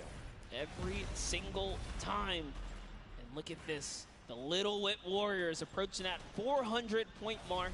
And in just 1 minute, that new point capture D will be unlocked in the center of the map. And while they have a solid lead right now, just under 150 points, that disappears in the blink of an eye. That's about 15 seconds uncontested in that middle hill. That's just how valuable it is. But we saw the shift in gameplay that happened. Everybody tunneled it right away, and then the Fish Fam were able to get back up, but after that, kind of cycled it back in, and the center point became the focus and where the win was taken. And right now, Llama Record Co., you said they were struggling at the start. They're doing fine right now in second place, Monster. They're definitely creeping their way right back up. They're about to hit that 300-point mark there. Here we have Svenos just on the point by himself right now, waiting for Hand of Blood to come on up, hopefully. And again, no surprise, Ninja and his crew has found himself another point. And the way they've angled this build is brilliant, because if you come up the steps, you're pushing into somebody's right hand, and on the other side, you're blocked off, as Ninja then just drops down Stewart 0-0-0-0, and he gets picked up with the alley-oop from Gotaga, as Gotaga comes up with Magma. 1, 2, 3. Ravens out of nowhere, but the Little Whip Warriors don't care. They're cutting down in 3, 2, 1. You can already see MSYB is down there. Alex JJ down there. Carnifex down there. They're trying to set up control right away. Llama Record Co., but the impulses are raining from everywhere. Hand of Blood really tried to get in there early too, as did every other captain, but it was, to no surprise, not effective. And you can see that the Chicken Champions are committing to the 3 points right now. Little Whip Warriors as well, while contention is happening down in the bottom. No Infinity Blade Wielder is in there, but the steady climb of points coming out of the Chicken Champions is going to be beneficial. But also, just like that, Llama Record Co. is a little bit off the pace. They need to get the center uncontested. However, this game, they have a lot more attention on them. Yeah, but look, Fish Fam's doing the same thing they did last time, just slowly, or actually, sorry, the Chicken Champions have adopted the strategy. Fish Fam are doing it too. You can see they're getting 3 points there. So there's 2 teams who are just hanging out up top, no problem. All the other teams right now are contesting. Raven's Revenge has control of the of one of the other side, so every hill is occupied and full controlled by a team, not being contested. Everyone else is looking at the middle. Yeah, and it's actually working. The Chicken Champions are right behind the Little Whip Warriors right now. They're almost in the lead here. They just have to kind of hold it down. Honestly, the Little Whip Warriors have to identify what platform they're on and go take it. Well, this is what happened to them last time. They kind of had a good lead and then stalled out. You need a game plan with the middle platform goes, and you either need to stick to it or, depending on the score, be adaptive. Because right now, Chicken Champions, they're being fine. As long as somebody isn't controlling the middle, they're going to be able to have that lead, and you can send one person to just throw impulses down there over and over. Just be annoying from the top. Here's Scissors. 6 Elans looking good on this other point, and now he's in the top 3. They weren't even close before, but just by slowly, consistently gaining points here, you can see they're breaking those thresholds slowly but surely, and Little Whip Warriors are no longer in the lead. Yeah, Little Whip Warriors actually unseated the Chicken Champions there from their control point. They're taking it over. They're trying to get it back, so that's a battle right now. But the Funky Fighters out of nowhere, middle hill, and all of a sudden, just like that, into first place, going to pass 700 in just a second. Nope, get pushed out, and now they're back in there. Tomoya going off right now. Llama Record Co. down there and trying to push him out, and you can see they're contesting it over and over again, but they're not getting the points they saw last game, falling off the pace. Yep. They are slowly just battling for this number 1. Chicken Champs kind of overtake it now as well. The Fish Fam not too far either. Everyone's so close here in the top 4. Don't forget, you take a victory, you win 55,000 bonus in prize. And right now, Suzu is going off. 21 eliminations, and right as I say that, apologies for the caster curse, but 21 eliminations from the Belgian. He loves practicing his builds in creative and is showing it off here with really clever defensive cone edits up there. But right now, Little Whip Warriors are going at it. Tomoya gets the better of Ninja, and he gets cut down, but Funky Fresh Fighters then get sent all over the place thanks to the impulses from above. I love this strat. He kind of sends out for a second there just to kind of catch a breather, see if his teammates come back. But unfortunately, the timing was just a bit off. And the Llama Record Company now control the middle point. For how long, we will find out here, as this is their comeback story, because they need these points desperately here. Hand of Blood still alive just long enough to get a couple of more points. But Scissors is playing the long game here, just eating away at the threshold here at the top. So Suzu isn't grouped with them. I'm assuming they've sent him to just go either watch middle and be their middle control. No, he just came up the backside. There you go. And just like go flying at people as the Kadoku come up in a very well coordinated pinch. 3 from the side, and Scissors gets taken down, but the Funky Fresh, oh no! No, they got stopped at 1 point. Yo, so if you are the Fish Fam or Little Whip, right now you have to send somebody to stop them. If that Infinity Blade wielder gets out of spawn and goes anywhere for 1 second, they will win. Somebody has to deny him. It is all on Tomoya. Anywhere he goes, it doesn't have to be the one near him. If he touches the middle, a singular uncontested second will be the victory for them. These are the final moments here, Sundown. Look at him. He's got a slight grin on his face. He wants to do it. Is this the point that he's going to make it? Here it goes. He takes the stake. He does miss. He's going back for it now. His team's up there. All he has to do is swipe just a couple of times. Can he win this trade? And he does not. And as you watch, check the points on the right-hand side. Nobody is climbing up by the 12s, and as they did, Llama Record Co gets the control there, but Little Whip contesting them right back. Funky Fresh Tomoya will be back and looking to find it, but the contestant is going for the middle. Here's Tomoya. He knows just a second in there. Uncontested will be enough. Can he get it? Oh, no, he doesn't have knocked down. The impulse grenade at the second he landed knocks everyone out. No one's in there. Can he find it? And he does. That's it. His feet touch the ground. The impulse doesn't go off. Tomoya takes it for the Funky Fighters with some brilliant teamwork. What an intense endgame, too. Get taken out at 999 points. Really, anything can happen in those final moments. I'm telling you, I love Sky Station Showdown. Can't wait for more people to start playing. And the Funky Fresh Fighter right there celebrating with his team. You can see them just so excited, so happy. Let's take a look at this final replay. Now, again, we talked about it. The impulse is being a great denial tool. Right there as the player goes down, sent back out, goes in, but misses the jump monster. He almost had the flashiest ending ever. Just kind of diving in, wrapping it all up. But it was just good enough. Like you said, he only had to stay there for a bit. And even with the impulse bumping him out, that's it. And I mean, you saw the impulse explosions the second after going off. The team's doing everything they can, but it was not enough to shut down the Funky Fighters. Tomoya, Kutu, Huzi, Dracius, incredibly well done to take the second match of the first set at the Creative Finals. Yeah, you know what? I am a Funky Fighter rooter and supporter now. I'm rooting for them. Really? Well, I can't really? do it. Okay, just gonna bandwagon right after. Yay, the next team who won, I'm their fan. But no, great performance coming out from them. And it's one thing we talked about, right? The adaptation that happens from match to match. Llama Record Co was like, oh, we're gonna stick to our game plan. That didn't work out. Yeah, it really didn't in those end game situations. They really just kind of crept up and snuck and took the entire competition. They did, and they were able to make sure that they got time in the middle when Little Whip and that team weren't able to get there. Llama Record Co and Little Whip were going at it constantly. Funky Fresh were just able to step there. Yep, and that's just kind of how it happens, you know? Now they find themselves one step closer to taking the Silver Llama for this set. Because remember, at the end of the day, these are just the games, but they have to take the entire set now. Now the pressure's on. The pressure is on, but the Funky Fighters have a little bit of pressure off of their shoulders because they know they got that top spot. And we have Pookie standing by on the top deck with the Pooks. What do you got for us? Thank you so much, Sundown. I am down here with our second game winners here. Congratulations, guys, first off and foremost. Now, I got to talk about the moment where you guys were just sitting. You needed 1 point left to win. What was that like? I was really nervous. Like, I was just imagining, like, losing with 1 point would be terrible. So we just tried to get 1 more point, and we did it. So It was definitely devastating. I was screaming in my seat. I heard all the fans in the audience screaming for you guys as well.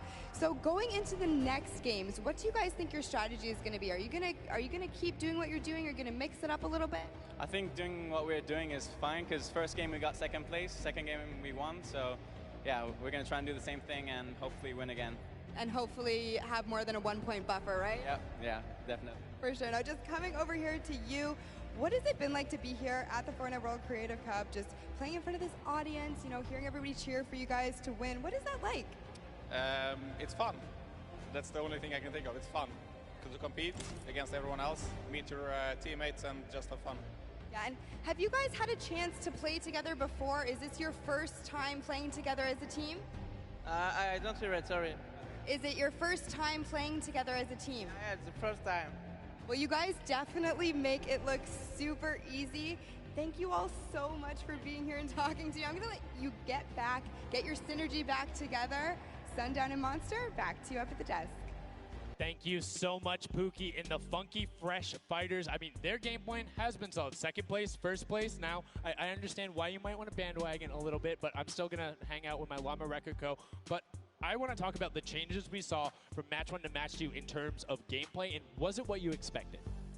Definitely not what I expected. I thought Gotaga's team was going to come out here and crush it right behind the Fish Fam, but as you can see, huge upsets. Anything can kind of go either which way, and I mean, talk about like kind of beginner's luck or something like that. You just put a team together. They didn't practice. They're just coming out here and wiping players up, so a lot of talented players here at the Creative Finals. I mean, Tomoya talked about it. He was like, hey, when I pick my team, very confident there with their Death Run ability. Want to see what they do in the elimination race during World Run, but doing incredibly well so far at Sky Station. That's going to be a confidence booster because if you can get the Silver Llama there and you're confident in your ability on the World Run, you're set. Yeah, you're just one step closer. So with the first place and the second place, they're clearly having a good set so far here at the Sky Station Showdown. Yeah, it's been very well done from them, but it's still anybody's game. Don't forget, the winner of the Silver Llama is the one who has accumulated the most prize money across, which equates roughly to placements, but you don't get punished if you're placing in that bottom half. 4th through 8th, all receiving the same amount of prize money in each one of the matches. Yes, everyone is a winner. So you really have to fight till the end, regardless if you're in the lead or not. This is why these guys are going for it, because this is life-changing prize money on the line. And I mean, we've seen the difference 10 seconds in that center circle. 120 right there. It makes a huge difference, but enough of us breaking it down. We're going to throw it outside to Bala because he's going to show us what's up with the tactics. Bala, what do you got for us? I'm out here at the Fan Festival, and I don't have a bandwagon here, but maybe after this set I'll have to hop on somewhere with Monster. We got a ton of awesome action. I've been watching it, and I have to show you guys what went down in that first and second games. It was awesome. First off, the Llama Record Company started off with an amazing take. Cohesiveness on the point. Every single time they went up here, they were going from 2 sides, 2 angles, and the sword approach at the center, but made sure that he was the most important person not to go down.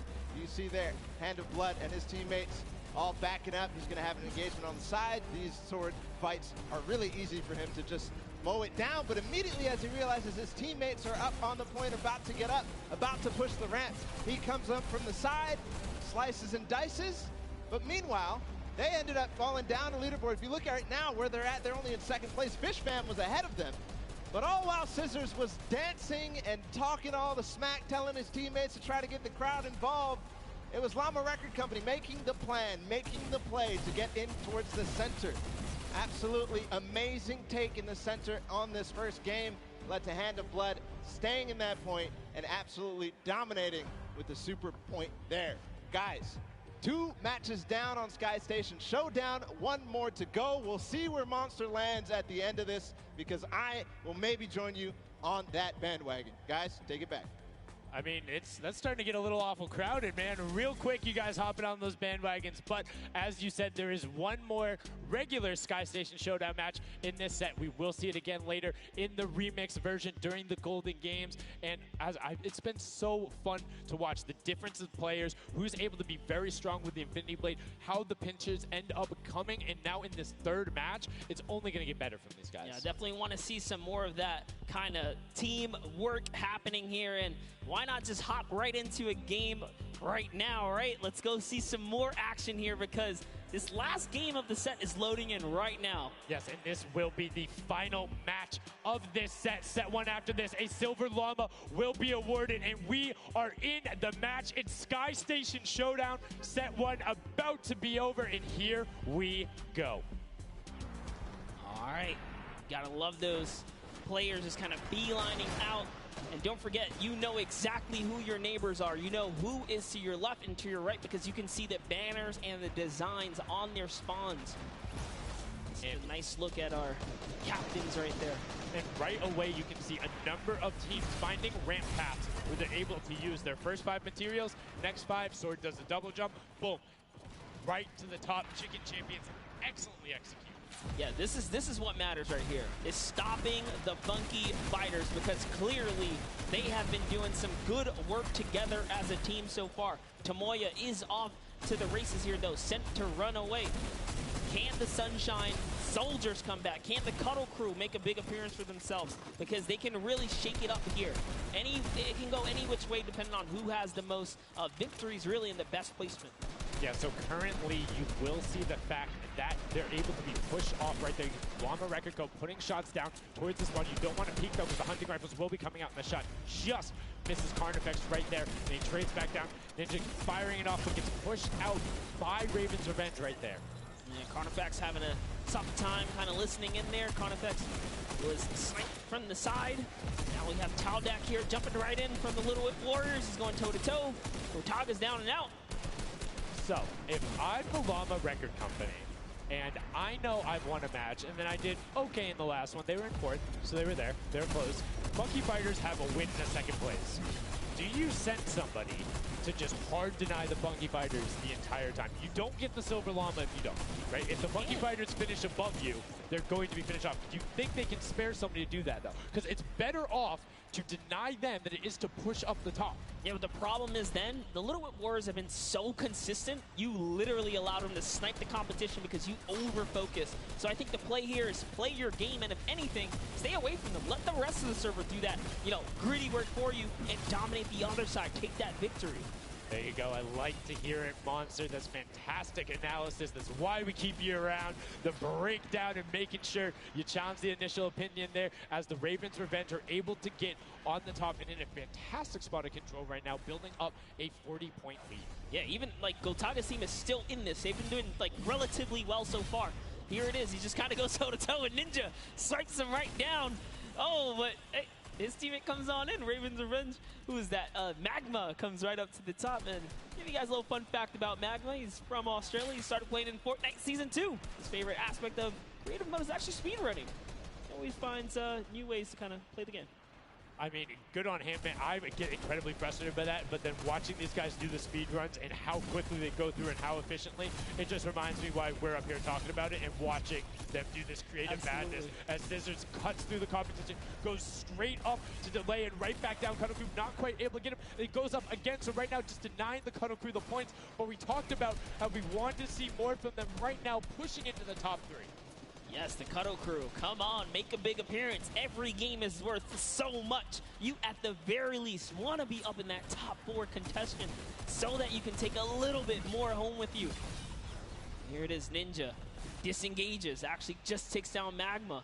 And hey, I like the strat here. He says, you know what, I got low health, let's just get back on this respawn wagon. Doesn't even give anyone the satisfaction of stealing the Siphon. I was about to say, no Siphon, no materials, quick reset, knows he can get out there, was basically in his spawn anyway. That is the type of competitive edge Ninja always looks to give himself. I love that. That was like 200 IQ low-key right there. It was very well played. But back to Gotaga and Hand of Blood here in the same shot. Hand of Blood he can't do much. He knows there's a team up there. Waits for his entire squad to go up the ramp and then hops right to the top. But now back to Gotaga, who's on this point by himself. He wants to kind of bait him into the close. Can he get the hit? And he does. Taldock goes right down, straight to the top. That was sick, using the jump right as the animation had started to make sure he clipped him from the bottom, dodges the Funky Fresh Fighter out. Gotaga now getting pinched from the side. 3 of the Funky Fresh Fighters up there doing everything they can, and the shots will come out, trying to find it. And Dracius is coming back up to try and get some defense there for Gotaga, instead just going to disengage. And it's actually prime movement right there as well. You just see him baiting and switching, going back and forth, trying to get in there, see if he can kind of sneak in and get some extra damage. And here it is, someone's in front of him. He only needs 2 swipes. He goes down, he gets the siphon. Oh, cannot convert another, which would have kept him in the game. His teammates are here though. We're seeing a lot more points being sorted. It's a little more top-heavy this game, going towards the 10-minute mark right now, with Raven's Revenge and Llama Record Co. 100 points clear of the rest of the field. Unfortunately, though, the Funky Fighters have fell to the bottom of the totem pole. If they can't come up to the top, they actually are pushing themselves way out of the average, running for the win of this set. So they really need a massive comeback here. But Savenos is showing why he's here with 13 eliminations already, and bye-bye. Ball's down. Lucky for him. No fall damage. Yeah, it does reset, and that might be one of those moments where you opt for deny, and in fact, he does saying, hey, I'm at 5 HP anyway. I'll see you in a bit. I gotta respawn. Smart play for him. Sunshine Soldiers having a spot to themselves as well right now. Not quite sure who they pushed out here, but the Impulse are flying overhead. And Gotaga, they're doing so good at holding the point here, and this is why they're in the #1 lead, but they don't have too much cushion to play with. No, particularly when 12 points per second on that central point. B is open. Gotaga checking his surroundings. No shots coming through. And Arte actually using the door edit and just a little counter edit to make sure that nobody is able to come up and contest him, and it just starts raining shots down towards the Little Whip Warriors. Raven's Revenge making their lives difficult this game, but up comes Ninja. Arte goes down. Chappie goes down. Ninja gets the slam. Gotaga, will he be able to find the last hit? Ninja intelligently backs away and strafes it out. Teammate picks that one up, and they get control. Yeah, I love how he played that, stepping and sidestepping so that he can just stay alive, because it doesn't matter if your team successfully wipes a point. If you don't have your captain there to seal the deal for the points afterwards, then you cannot earn anything from it. Here comes Gotaga. He's throwing himself into the fire, straight into the point there, and he gets taken out.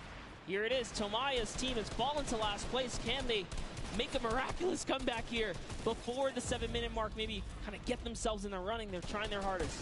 And I mean, generally we talk about caster curses. It might be like player jinxes going on right now. Everyone's saying, yeah, we're doing well. We're going to stick to our game plan. That just shows you no one is safe here. These guys are evolving, and they're playing a better game after game. Here goes Scissors. He needs one more swipe there, but Clytax wins the small engagement.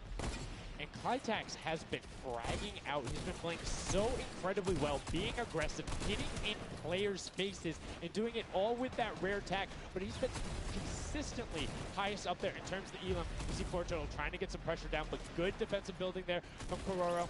Ryan Frantic comes out the side and cleans it up, but there is Hand of Blood coming directly down. Danya is also up there. We got a 3-way battle, but it's 4 chickens saying, this is our roost, get out. That's right, coming right up to own it all for themselves. Rubius doing so good right now. He's from Spain. He actually has a record on, was it YouTube for live streaming? 1.1 million viewers, imagine. Yes, one of the biggest content creators in Spain.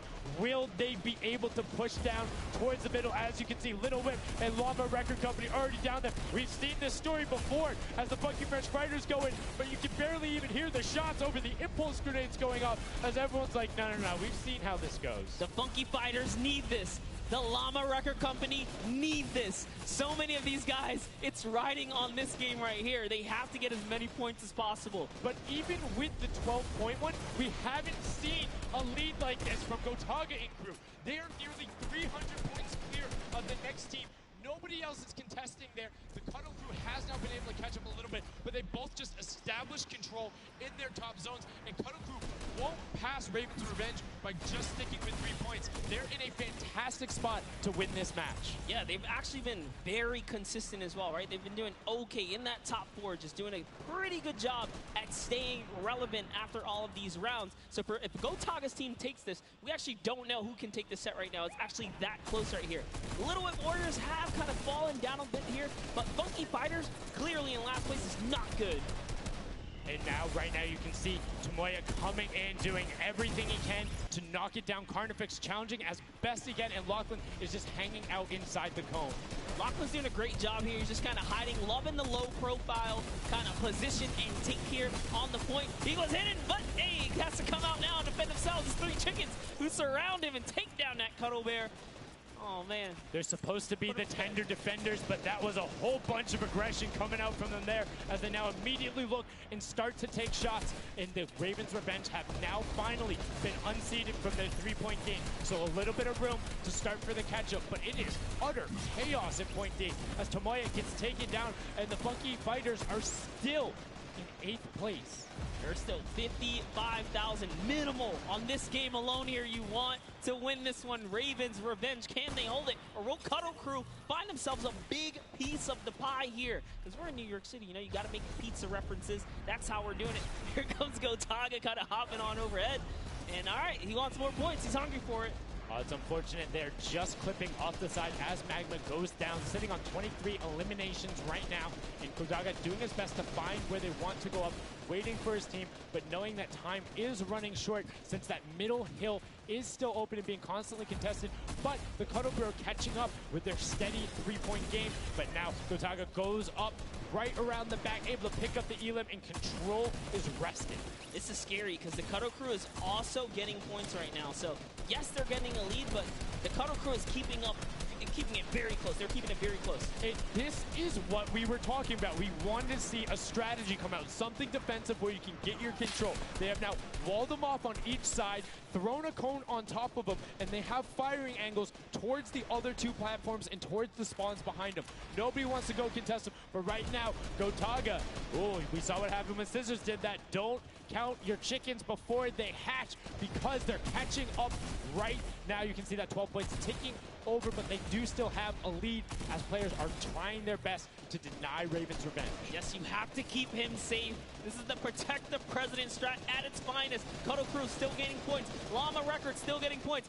In comes the fire from all the other platforms. Cuddle Crew's putting on pressure. They don't want to give him the freebie here. You have to look at Ravens Revenge, though. Everybody is so focused on the middle. Nobody is going and challenging the top team. You know they're over there. You know they're uncontested right now. You have to be putting shots down there. You have to find the tags under Gotaga. There it is. And they got him. They got him the difference now. Look at the Cuddle Crew climbing up on their consistent 3, but they still have control of the top. They just don't have their sword. It's 2 hops to get up there. That's right, and now Lachlan can just sit here. He can just hang out, earn these points. This is what he needs to do, and he's almost there. He is almost there. The first place can be his. Right now, he can take this lead, Sundown. But they got control at the same time. It's literally ticking over a half-second away from each other. The shots are going. Cuddle Crew has the lead, though. Will the shot be able to go through? Yes! Cuddle Crew goes take it down. 999, 1,000. Gotaga and Ravens Revenge in the closest nail-biter yet. Edge out the Cuddle Crew in 2 teams who we said we wanted to see more. They brought more. Are you kidding me? The Fish fam step up and shut it down. Just the fact they stepped on the point, they couldn't earn points and they lost the lead. They were just a tick ahead. That could have been their game. I mean, it's just, let's check out the replay. You can see the counter in the top right, but the Fish fam going up and challenging on the other side. You can see them hopping up there. No one was at the Ravens Revenge as soon as they were there, and the celebration too. You have to be excited when you see that Victory Royale screen pop up when you're up there. I mean, what's it like to win a game on that stage? I have no idea. Those guys do, though. We you know, at some point before the day's over, we really got to recap the other point of a point of view there, because they had it. They were 1 tick ahead. They were there, knocking on the door, 55,000 away from bonus prize on top of this entire competition. It was right there. And it got taken away, and this is why I love Sky Station Showdown. The clutch little moments, the interactions that happen, very similar to Battle Royale, where every single thing that is happening on the map can affect the overall end result of the game, as you see there in Ravens Revenge, closing it out. Gotaga, the competitive veteran, able to clutch it up in the final moments. Magma, Arthur, and Chappie as well. Just a great performance out of them, taking the top spot in the final match of the first set. Now I get to say, I was right the whole time. I started off with, Raven's Revenge, kind of making me feel like, hey, these are my guys. Let's go with your gut, guys, all right? Raven's Revenge, that's who I said when I started this whole thing. I told you. He's not wrong. They were able to take it there, but we're going to throw it up top to an interview with Raven's Revenge with Zeke. Zeke, you there, buddy? I am here, son. Now, thank you so much. Fun fact, Monster did in fact say Raven's Revenge would win. I've got your back, Monster. I am here. You guys got your revenge. I got to ask, first question to you, Gotaga. How does it feel to be here in the stadium, the fans, the roar, and to be facing off against your peers? Was it what you expected? Honestly, it's crazy, and I have a really strong team. We are learning a lot from our mistakes, and I'm so glad to be here, to be honest. I don't know how to describe it. It's pretty crazy. It's pretty crazy being here. I'm right there with you. All right, so now who's the overall shot caller? Is it Gotaga? Is it you? Who is it? Kind of all four of us. We were playing too afraid at first, so we just had to just go in there and just kill them as fast as we could, and then spawn trap. That was our goal. Okay, what's the strategy like? Are you guys, talking through at the beginning? Are you guys waiting for someone else to make a move? Or are you guys like, no, we're going in first? Yeah, we're trying to, really pressure Ninja's team. We're trying to put pressure on that green point. And, we were able to control it over them. They ended up wussing off over to the center. And, we were able to play our game and play what we wanted. Awesome. All right, final question. What do you want to say to all the fans that are here watching, cheering you guys on, and from home? I don't know, it's just incredible. I'm happy that so many people are here. I don't know, just enjoying the show. It's amazing, honestly. Well, congratulations, guys. Now, I believe for now, we're going to send it over to Golden Boy, who is standing by.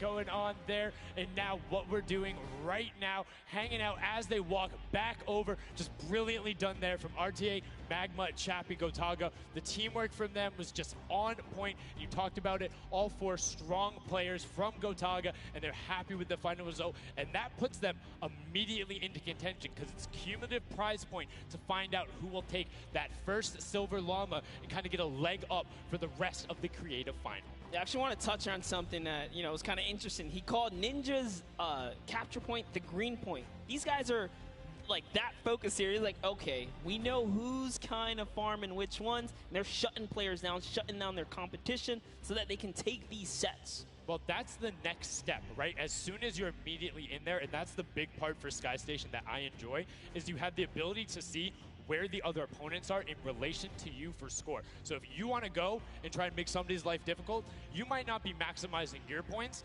but you can effectively help your team the most by just denying the other guys and being like, hey, you don't get to play this. And occasionally, if you put enough pressure on them, maybe they default to rotating the other way. Maybe they go somewhere longer. Maybe they have to wait and only pushes forward. All of those are advantages you can get by just putting pressure on another team. And there's so many different layers, and I think when we see the remix for this, it's going to get even more exciting. Yeah, don't forget, guys, here and at home, there's a remix version. We have some nice twisted surprise that we will see unfold as the day goes on. That was just our first iteration of this round, and honestly, it was a great set. But that just leaves us with the question, too.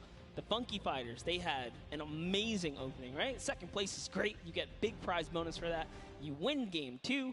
And then you kind of flop game 3. Depending on where they went, their average might have really been anchored down. Yeah, that ends up being really, really, really harmful. But luckily there, if you're in the 4th to 8th range, there's no additional, I don't want to say penalty, because they're all getting $10,000 for the match in of itself. So there's just no additional gain after that fact. You're still able to stay par. So 4th would have been just as bad, but 8th, you're kind of looking like, oh, that'll really bring down the average. It's not the worst case scenario going on there. So they should still be at least in the running, but you can't be comfortable.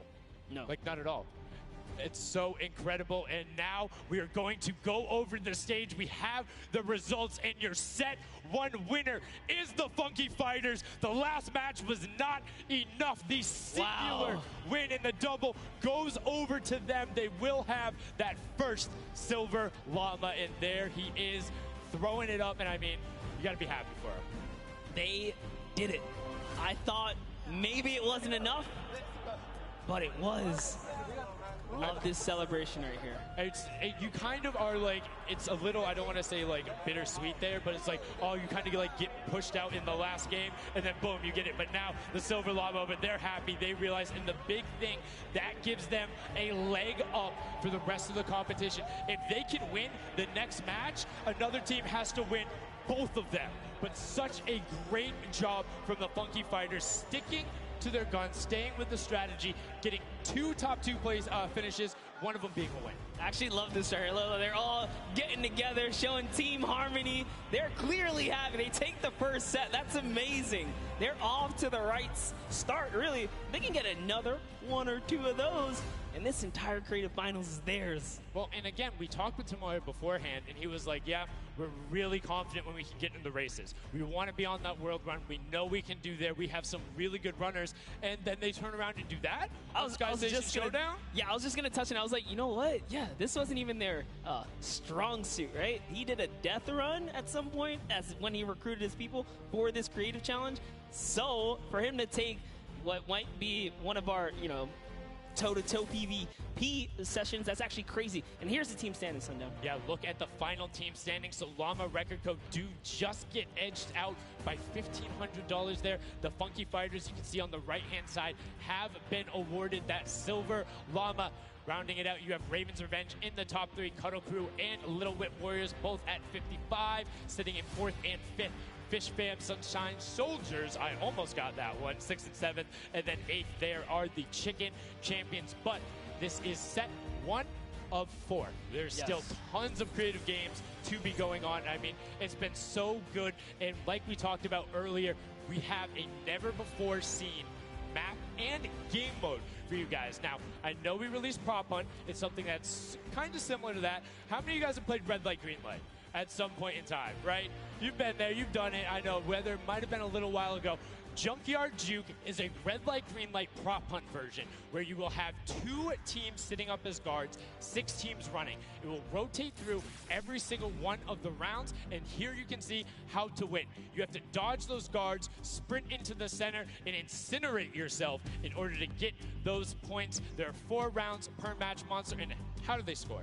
Yeah, but also, before we get there, you only get to be guard once, and while you're guard, you do not accumulate points. But yes, the points come in through the props themselves, so when you are on the prop side, you want to choose small, medium, or large objects and try and get it to the incinerator under the guard tower. So it's actually really difficult, and like you said, it's a hybrid. It's a red light, green light / prop hunt style.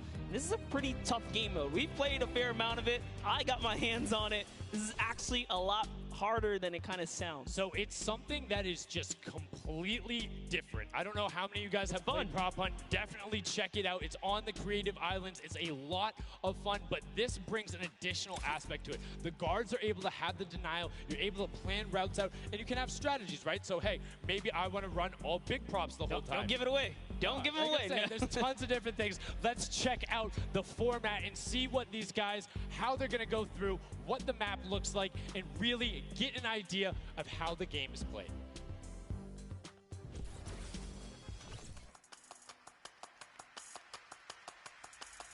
Get ready for more creative Fortnite with the latest competitive creative map, Junkyard Juke. This new game built off the fun of Prop Hunt with a twist.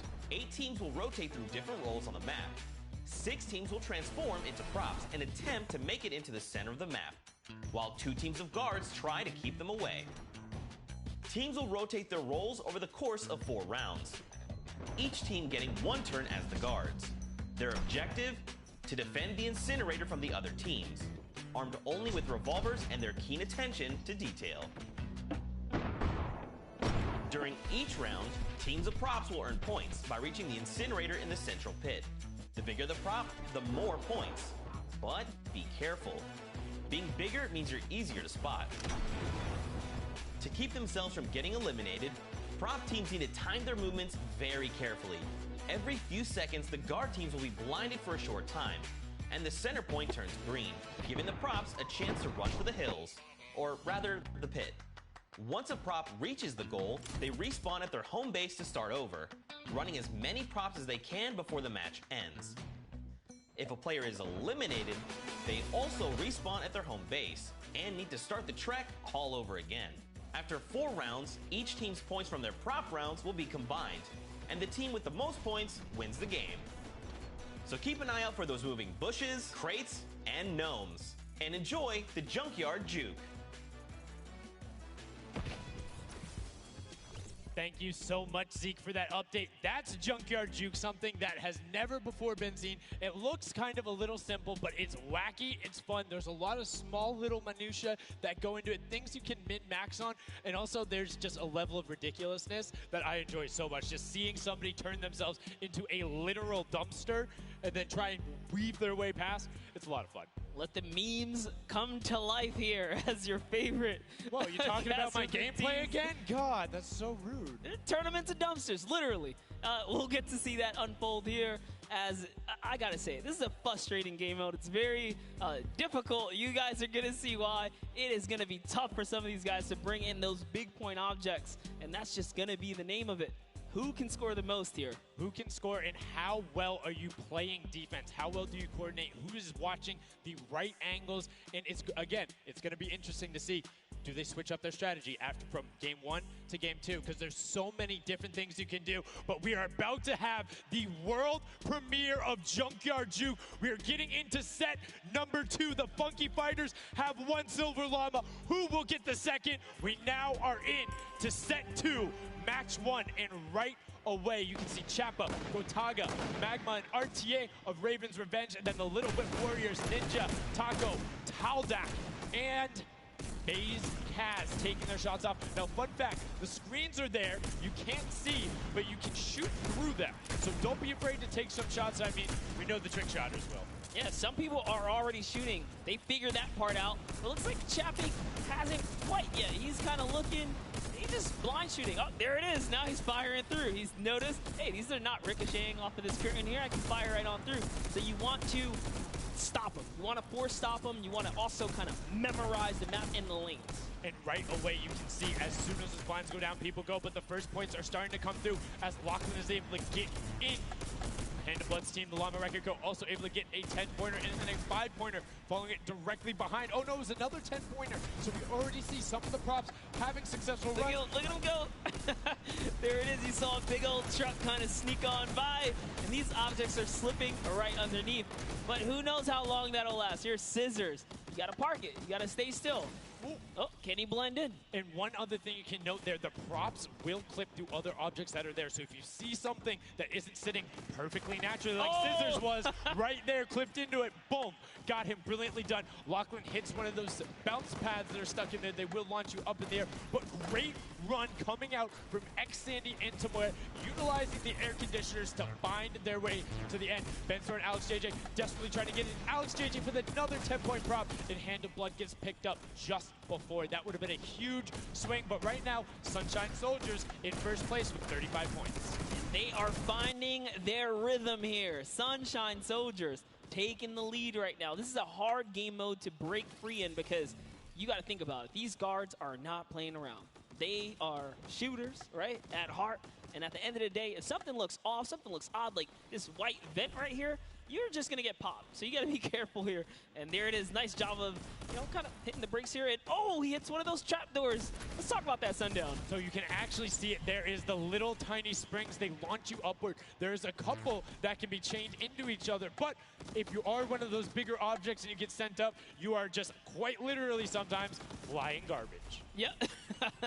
But, you know, it would be too easy if we didn't lay traps around, right? So, you know, got to kind of spice it up for the people that are turned into props, too. So you can also, actually, the people who can turn into props, there's one pathway where you can chain 2 of them together. So if you can get there, you almost land directly in front of it. So as long as you time it correctly, you can like use them slightly to your advantage, but most of the time they're a little bit more annoying. And boom, you can see that rusted truck going in. And now the Funky Fighters pulling out another lead, 60 points so far.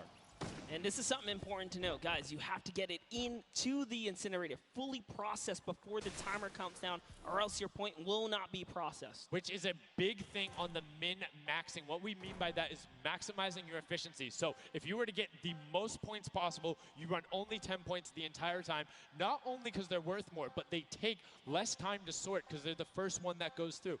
The two-point props are able to run, I don't want to say relatively easier, but much easier compared to a dumpster and a card, particularly because you have cover. With that being said, take about an extra 3 to 4 seconds to sort, so it makes it that much less efficient, plus being only 20% of the point value. That's right, so Clytax there has chosen a big object. Achin and Zond over here, smaller objects. They're kind of blending right into all of the dumpster trash, clearly harder to track down and kind of, I guess, how do I say this? Sort out, right? Yeah. Amongst all the clutter here. Exactly. You want things that don't stick out, or you want to find a path for an object that you can take all the time. So you notice how there's a section where there's like 4 or 5 rusted cars. Grab a rusted car and go park yourself with those, because yes, the guy knows, oh, there's a bunch of rusted cars there. Screen goes back up. Oh, there's still a bunch of rusted cars there. I'm good. Next thing you know, the prop walks his way up. You can also, as you're running, walk rotation. So if you hit your crouch button, whatever you have that bound to, whether you're playing on controller, iPad, PC, all of them end up completely stopping, so it will set you totally naturally, just like what you would see. And this is also those moments, right, when you're in the guard. Oh, someone spotted there, popped him. Tomoya, nice job seeing something out of the ordinary, but notice he gets an elimination on the object. You don't earn points for that, so it's just your job to stop everyone from getting any kind of points, so don't break away with the lead. When you're in the guard tower, you can't allow other people to score, and you're not scoring. Which can end up being very interesting if the team in the lead, which generally happens because you have 3 chances to score, is shooting last round.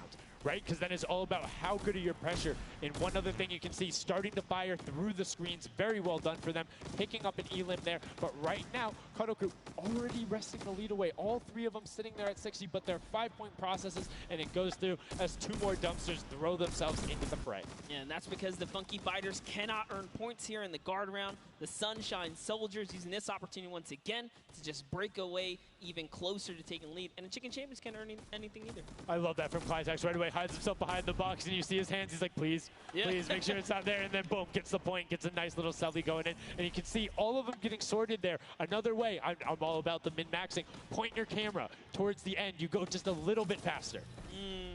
Sundown pulling out the strats here.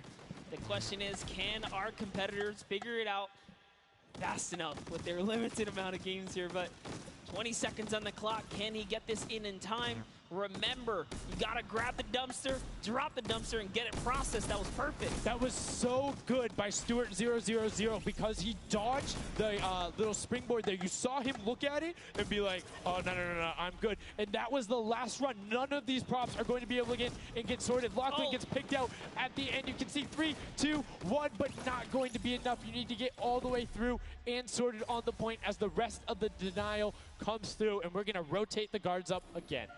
Yes, so we will have some new guards take their place. This is honestly Chicken Champions' opportunity to start scoring some points and hopefully close up the gap here. The Sunshine Soldiers are now at the bottom layer of the guard tower, and the Fish Fam are at the top. So it is time to kind of mix it up. My eyes are on the Funky Fighters right now. They are doing great. They're very close, and on top of that, they're the team with the Silver Llama. Yep. As we've talked about, they are so incredibly close, doing everything they can to push towards the top. And you can see they got a lot of elims, too, in the round where they were playing defense. So not a ton of scoring going past them, only 35 points off the pace. But what I'm shocked about right now is there is nobody running 2-point props at all. 0. Tomoya's a genius. He was already spotted out for the statue. He kind of hit over to the side and said, you know what, I kind of got to wait here. I can't park this statue on the open. He's going to be hunting for me. And that's exactly what he does. Kind of sits it over on the side there. And that's how he earns himself another point. So they're actually playing very, very smart here. And that's why they've been doing so good at these competitions. I think the guards need to be slightly more aggressive. There's is unlimited ammunition. You can't run out. If you think something is suspicious, or if you just want to take a shot at it, shoot your shot. Yeah. What's the worst case that happens? You miss. There's no accuracy stats going on there. If something Just don't let it through. You're the guards, and you want to deny as much as possible. And again, every match is for $55,000 for the winning team. You want that, and that will lead into the Llamas as well. You don't want to end up in that 4th to 8th spot. You want to push past your competitors as we see a whole mess of air conditioners going in, the water heaters in. It was fantastic for Ravens Revenge, and Llama Record Co. are also climbing their way up the leaderboard, 110 points so far. Great job for the Llama Record Company. Alex, JJ, Carnifex, Venos, and Hand of Blood. This team is doing great right here as they seemingly inch their way to the top somehow, overtaking the Cuddle Crew, which, by the way, Lachlan's team has been showing up here. It's good to see them, you know, catch a little bit of domination here in this Junkyard Juke. Well, like we said, the creative finals is all about celebrating the different types of creative skills. There's different ways to express that. We have the World Run where it's there. We saw Sky Station Showdown, which shows off building in team tactics. And right now, Prop Hunt is all about min-maxing efficiency, working together, and hitting your shots. Yeah, absolutely, because when you're in that guard tower, you don't have opportunity to miss. You let them score, they're going to break free and break away with the lead. Here's a look at Svenos here, who's that bullseye, just kind of blending right in. The archery target, there's a lot of them out there, but you need to be careful because they're slightly harder. And come on. Uh-oh. Really? He's floating up Really? there. You can see kind of like the look on his face. He's like, there's no way this works. And one other thing to talk about is orientation of your prop. So you notice he actually swapped his camera and pointed in the other direction. Oh. Unfortunately, was clipping into the trash bag there. But if you're running forward, your prop faces backwards. So you need to run and then turn, settle yourself. That's the best way. Or you orient yourself around the stuff that's near you. Because if you're facing in a totally random direction, that'll earn a bullet in most circumstances. I love how aggressive they were at the final moments. The clock was You gotta ticking. go. Yeah, the clock was ticking. They're like, you know what? We got to get in here. But that was round 3 of 4 for this first game right here. And, you know, it's kind of going either which way. So if you've already had your shot at the guard tower, you're safe. You're good. You can keep getting points. But if this is your last opportunity, you're in a guard tower, that's all the points you got. That's it. They have to hold strong. So this is where it really comes into mind who is running, who is in the tower, and what does the scoreboard look like. So right now we can see right away Llama Record Co. is up there, and I believe it's with, I didn't see who that other team was. When we pan back over, we'll call that out. But Llama Record Co. is in first right now, and I think Cuddle Crew is with them as well. So it's typical that the top 2 would be up there, and it is. The top 2 teams are in the guard tower. So right now, everyone needs to unseat them. Otherwise, they will take this first match of set 2. I'll be honest with you, it's a pretty big lead. That's a substantial lead. Whoever is left in the game, the Sunshine Soldiers, the Funky Fighters, the Chicken Champions, you got to bring these big items through and do it successfully with the limited time left in this round right here, because if not, it's going to be hard to catch up to that 150. We're starting to see a little bit more consistency right there. And look at Svenos shooting. He's just shooting everything. He's not worried in terms of going through there.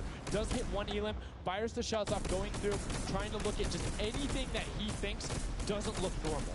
Anything that maybe not have been there before. It's like one of my favorite things, watching him just shoot the boxes like, what's that? Was that there? Was that there? Was that there? Was that there?